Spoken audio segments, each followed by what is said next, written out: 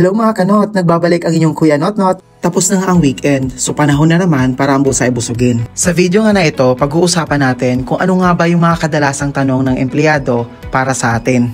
Maaga nga pala akong gumayak than usual.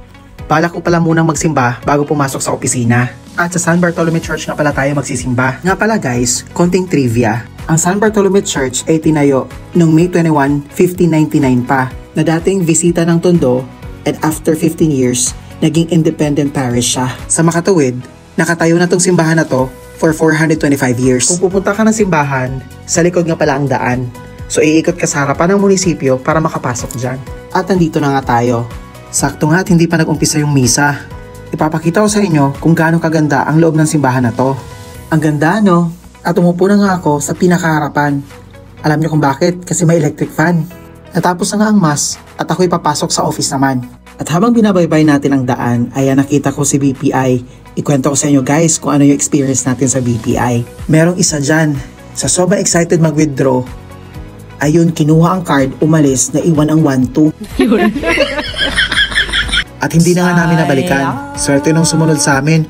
Mag-partner nga talaga kami, no? Para yung makalimutin. Ayan tuloy, naalala ko naman yung bread talk nung nakaraan. Fast forward na nga tayo. Bumaba na ako ng sangandaan. Bago ako sumakay ng pangalawang jeep, pumasok ako dyan. Para sana tumaya ng loto. Yun nga lang kasi, sarado. Ayan o, sige nga. Paano matatapal yung mukha ko rito kung laging sarado, charis? At naglakad na nga tayo papunta sa sakayan ng bus. Mga 30 to 45 minutes din yan from Monumento to Cubao Main Avenue. Tinry ko mag-timelapse kaso magalaw. Kaya yun, tinigilan ko. Daming ebas, kaya ayun, buwaba na nga tayo. Nga pala guys, kapag kayo pala nag-bus, ready nyo yung tuhod nyo, daming overpass. At nandito na nga tayo sa Cubao Gateway 2. Ayun o, angas diba? Bago pala ako pumasok ng office, bumili muna ako ng kape. Ang pagising ng diwa, ang palakas ng loob. Ikaw, para kanino ka bumabangon? Ay, shootay ba pala yun? At during lunch nga, inumpisan ko na ang misyon. Ang mga ambush question sa mga empleyado. Bale, ibibigay ko yan sa kanila. Kahit anong pwedeng tanong, ilagay nila. Everything under the sun.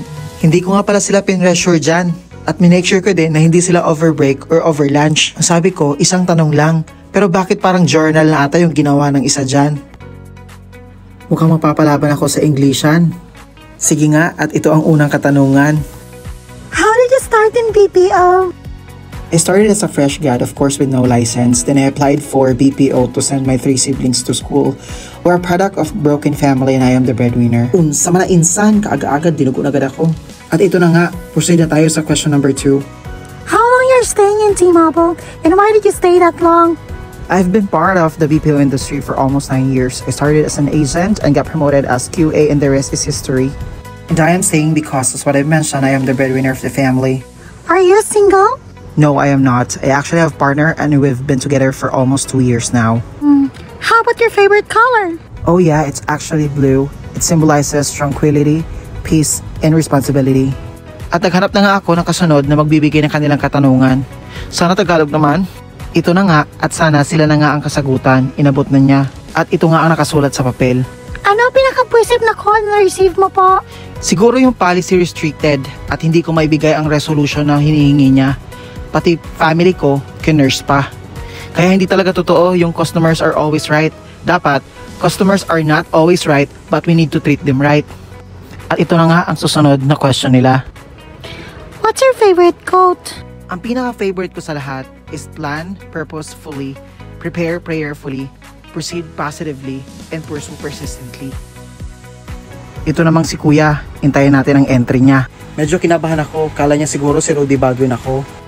Sabi niya kasi, will everything be fine after 5 years? I'm doubting my future. Anyways, para sa'yo to Kuya. Stop, look, listen, and learn. Parang ganito ba? Now this is my side. Listen, look, and listen, and learn. Kidding aside, all I want to say is that stop pressuring yourself. Look or observe how the tenure do their best practices. Listen to your coach whatever the feedback they provided to you. And learn from that mistakes. Basta, do your best and God will do the rest.